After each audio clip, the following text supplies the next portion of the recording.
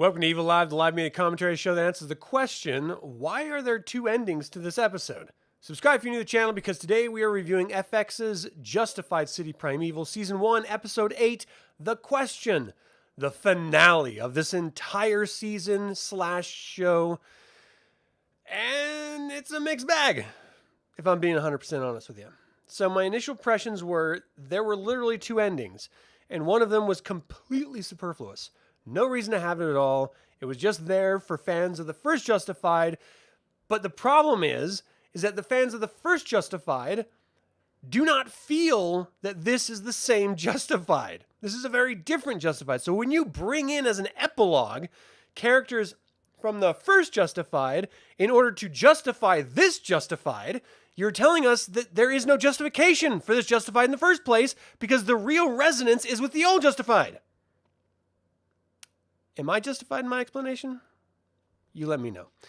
All right, so here's the rundown of the episode. Raylan and Mansell were taken by the Albanian gangsters, Toma Kostia, and they were taken to Skender's basement, that big warehouse where that Albanian boy that, what's her name? Sugar? Not Sugar.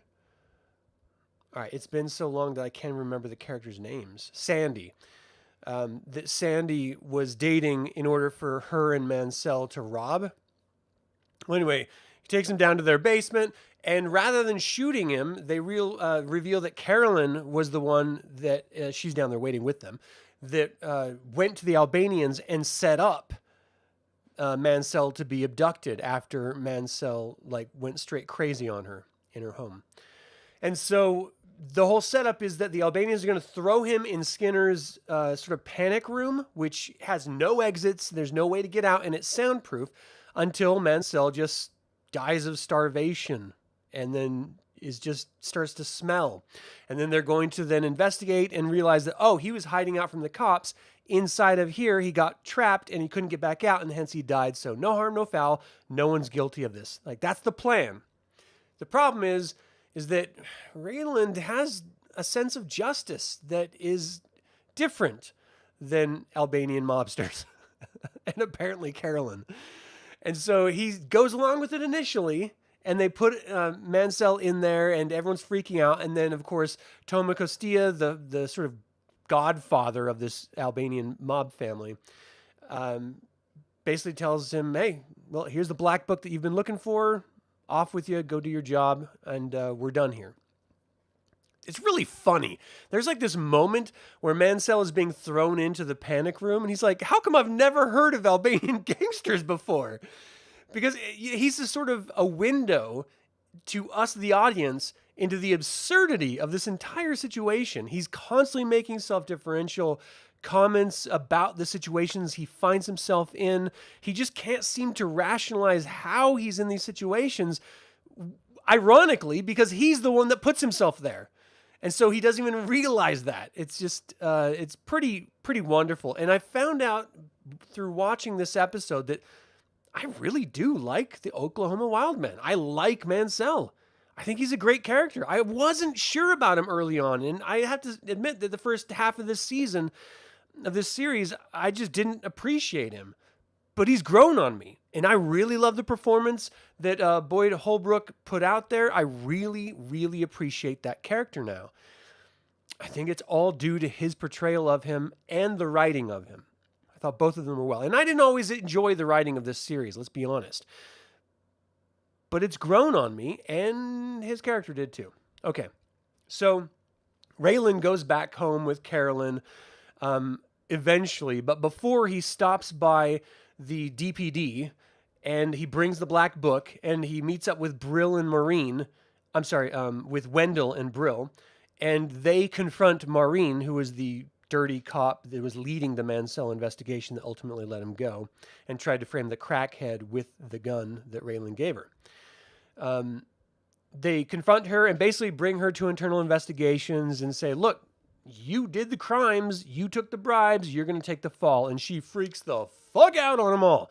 like yelling at him like, this is bullshit. This is never going to go down. And I want you to remember this moment when I get off clear and free from this bullshit. And you guys are now facing the problems that are going to inevitably come with someone judging you for your choices.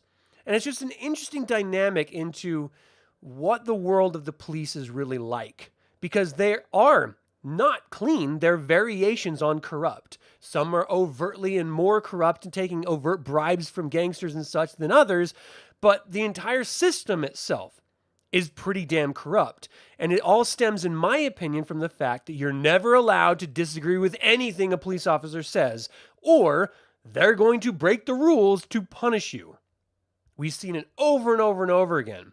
If they don't outright kill you, which we've seen over and over and over again, then they're going to frame you or plant evidence or otherwise make up situations to get you in their prisons and then deal with you on a personal basis. And we've seen people die from being put into prison, from jail, from just regular traffic stops that had no justification, but the person didn't want to put up with the bullshit that the police were trying to throw down them, so they were taken into jail for resisting arrest. What was the arrest for?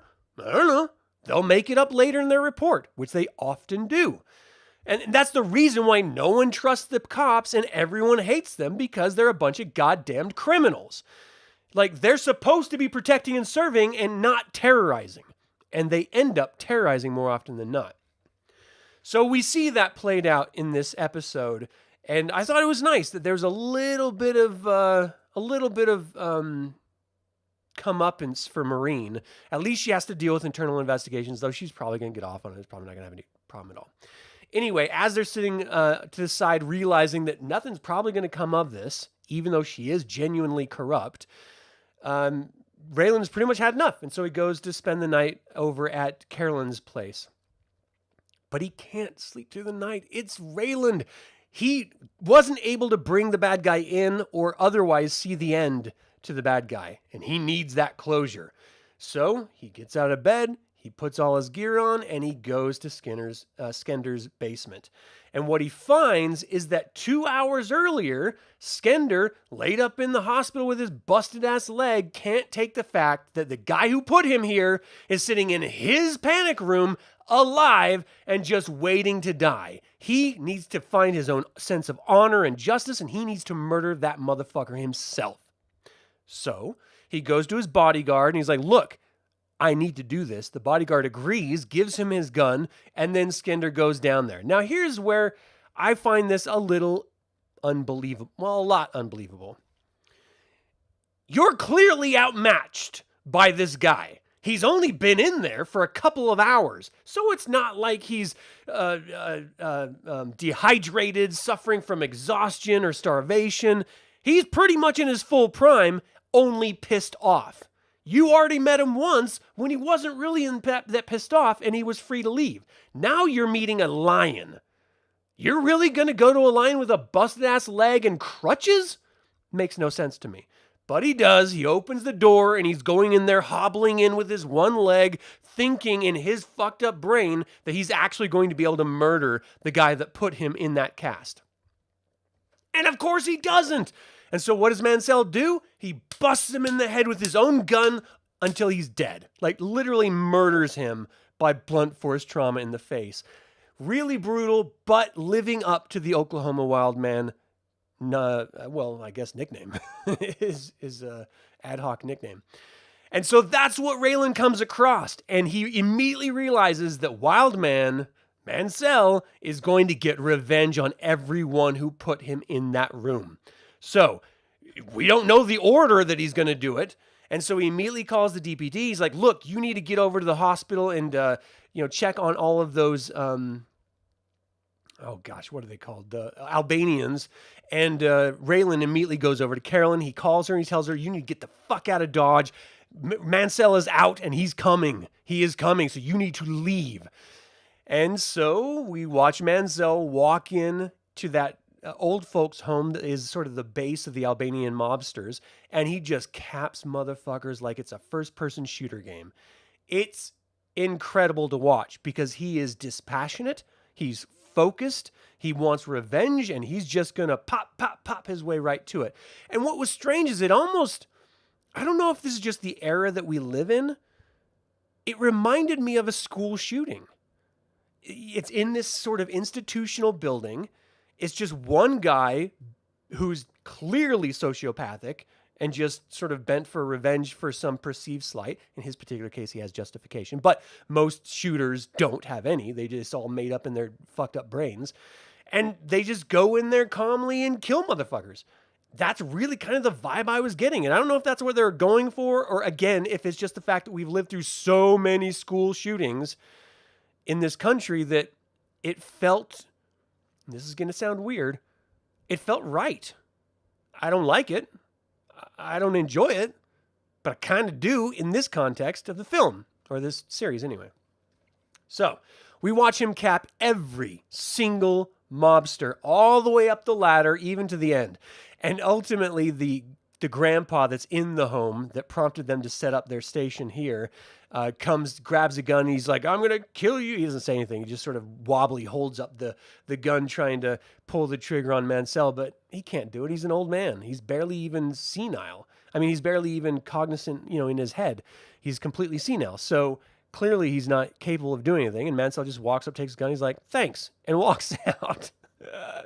And we know exactly where he's going next, and so does Raylan, and so does Carolyn. Carolyn's filling up the tank of her Bronco in order to get the F out of Dodge.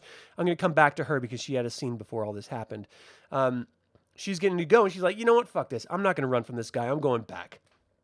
Raylan, on the other hand, is sitting quietly in the dining room of Carolyn's home, waiting for Mansell to get there. And Mansell comes in, busting through a window, notices Raylan. He's like, oh, I guess I could have used the door, but I didn't know if it was going to be locked. Who would leave their door open nowadays? And I don't know. It's kind of a dramatic entrance anyway. I'm paraphrasing. And they actually, he's just chatting up Raylan. He's like, look, I'm going to miss you, man. This has been a lot of fun. It's been really interesting getting to know you and stuff. He's like, where's Carolyn? And Raylan's like, you're not going to get Carolyn. This ends now. And to Mansell's mind, he's like, well, I'm going to show this guy some appreciation because I genuinely like Raylan Givens. I really do. And Raylan's coming from the position of, I'm waiting for him to give me a reason to gun him down. That's it. He needs to give me a reason. And it plays out exactly like the cop who originally took down one of the old school gangsters, where Raylan talked to him in a bar, and he was like, look, he came to my bar. He was very nice. He went behind the bar to fix me a drink. And then he reached down for something, and I blew him away, and I've been sleeping like a baby ever since. And so what happens here? Mansell asks if Raylan wants a beer. He says he could really use a beer. He goes to the fridge, gets them both a beer. He's like, hey, I'm going to give you something to remember me by. Reaches behind him. Raylan assumes it's a gun, ends up being a tape, like a demo tape of him singing, guns him down in the hardest 3 rounds I've ever felt on a series. It was glorious. It was everything that I wanted it to be. I knew Raylan had to end this way. This is who he is. He doesn't wait, but if you reach, he's going to put you down like a dog. And he put him down so fucking hard. And it was amazing because Mansell was just sitting there, lying there like, you shot me? Why would you? I can't believe you shot me. Because in his hand is his demo tape. So I'm sure he was going to, if not kill him at some point, he was going to get revenge on Raylan somehow, but he wanted to take out Carolyn first. At least that's the way I'm seeing it. But he didn't have a chance. And Raylan was just, he's Raylan. He's a badass. And of course, Carolyn walks in as Mansell is giving his last gasps and words, and she calls the coroner saying that we need some help at her address. Not an ambulance to save him. They're going to wait for him to die, and then they're going to leave. And so then it cuts to 6 weeks later, where Raylan is at this retirement party for the Chief Deputy U.S. Marshal Dan Grant and his partner, Deputy Greg Sutter, played by David Koechner, who is great as an actor. I loved him in everything he's ever been in that I've seen. And they're just sort of, enjoying the party. And then Raylan approaches Dan afterward, and he's like, hey, I'm going to head out. And Dan's like, look, I'm going to vouch for you. You're going to be the next deputy chief. You've earned it. You know, great job on everything that you've done. I can't believe you're always able to find your man and get away. So, you know, I'm going to definitely do that. He's like, that's not what I was going to talk to you about. He's like, I quit. And he hands him his badge and he walks away. Then we cut to him in Miami fixing up his home because he lived in Miami. And then he gets a package and it's a bottle of Blanton's bourbon. Love me some Blanton's. I can never find a bottle of it in our liquor stores. You have to run around different states to get them because they're special and there's only certain amount sent to certain places each batch, but they're delicious. Blanton's is delicious. Anyway, it's from the Carolyn, who is now a judge. So let's cut back over to the judge really quick.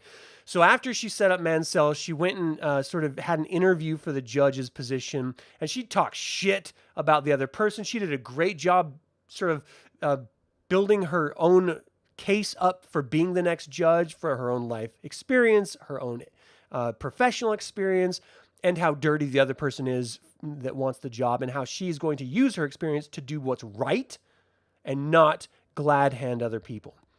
And it's very interesting because as a character, that's all she was doing, was covering for her husband and his illegal activities, covering for her criminals that she defended. Of course, she notes that she defended both on the guilty parties and the innocent parties, and that's why she has a particular special perspective on criminality. And ultimately, she got the gig. And so we get to see her go to the bench in one of her cases and stuff. And that's really rewarding to see her resolution. And so she, of course, has still got a thing for Raylan. Who wouldn't? I'd send him a bottle of Blanton's. And basically she's saying, look, next time I get a chance to meet up, then let's meet up.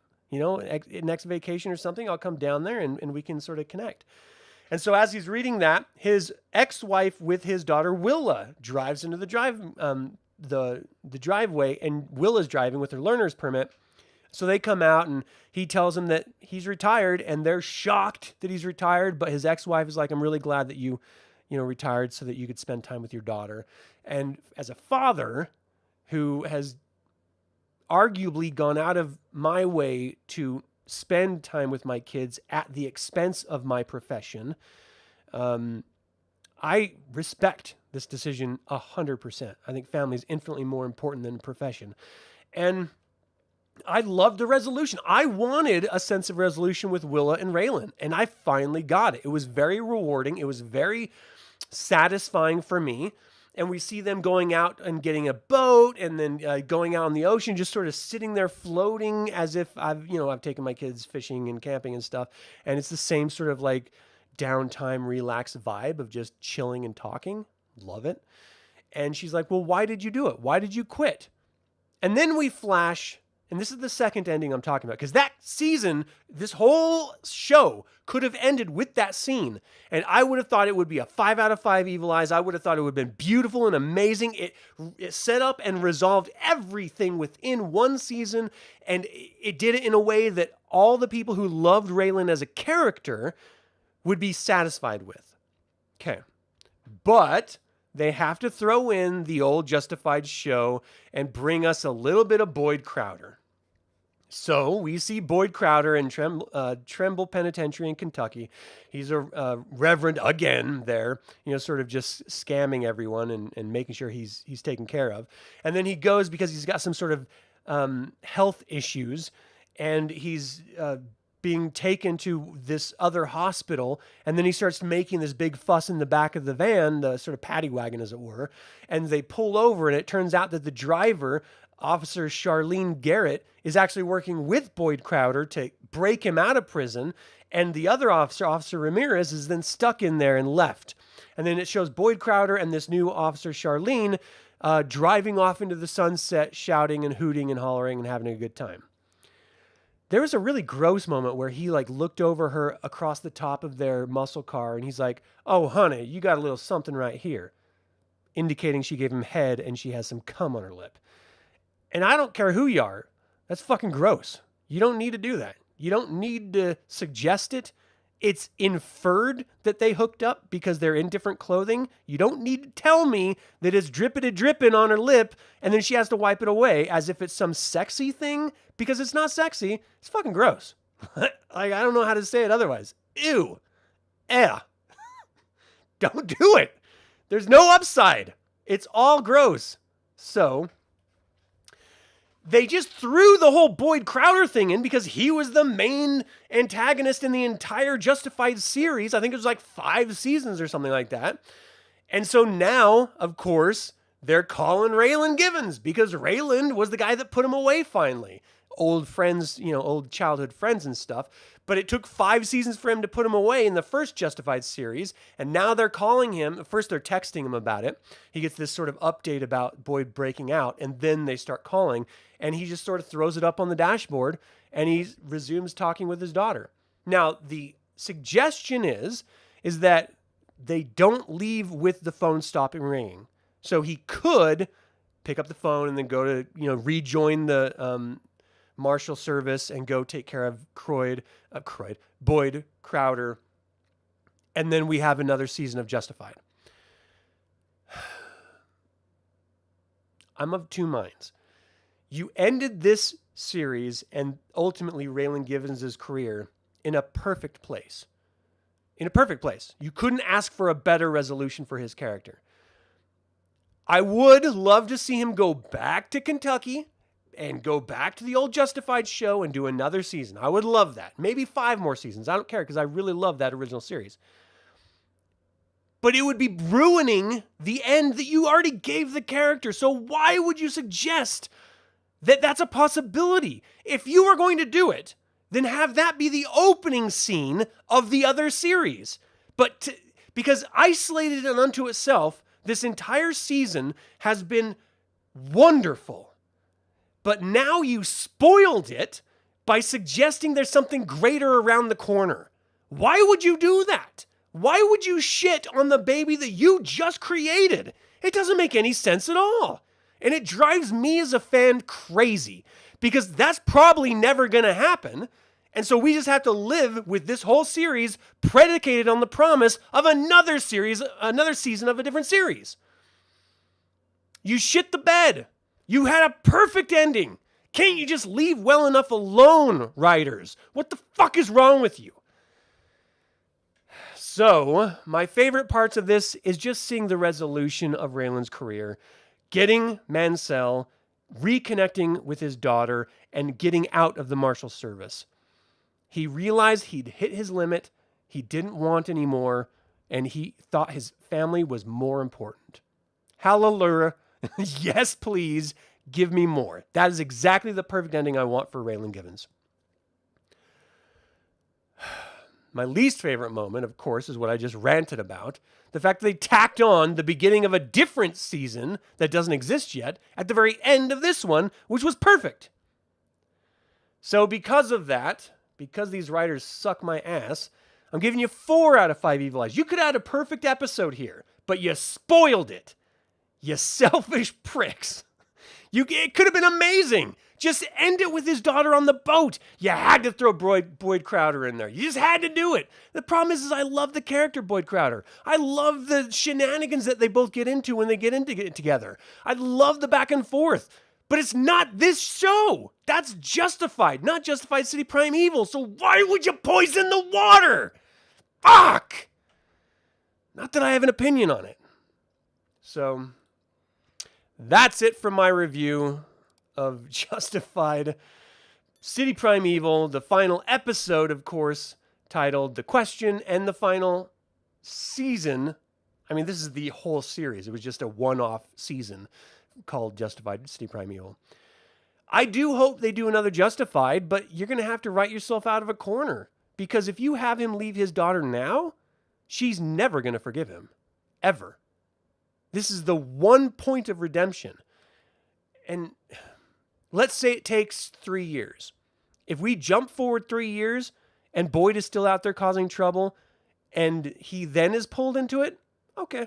All right. You had 3 good years with your daughter. She is now 18, moving on about her life in college or something. You spent some really good father-daughter time. That's great. She wants her adult life. Now you get to go do whatever you want. Then I'd be okay with that. But there's just no reason to poison this one with it. I don't know. I'm not such a fanboy that I would freak out and be like, ooh, I can't wait, eating my fingernails in anticipation. I just want a good season. I want a good series. And you've delivered the first one, and you almost delivered the second one. All right. Well, that's going to do it. Thank you guys so much for tuning in. I would love to hear what you have to say about this. Did you enjoy the episode? How did you feel about that second ending with Boyd Crowder? I mean, do you like this series at all? Let me know in the comments below. As always, remember that evil spelled backwards is live. So get out there and be evil.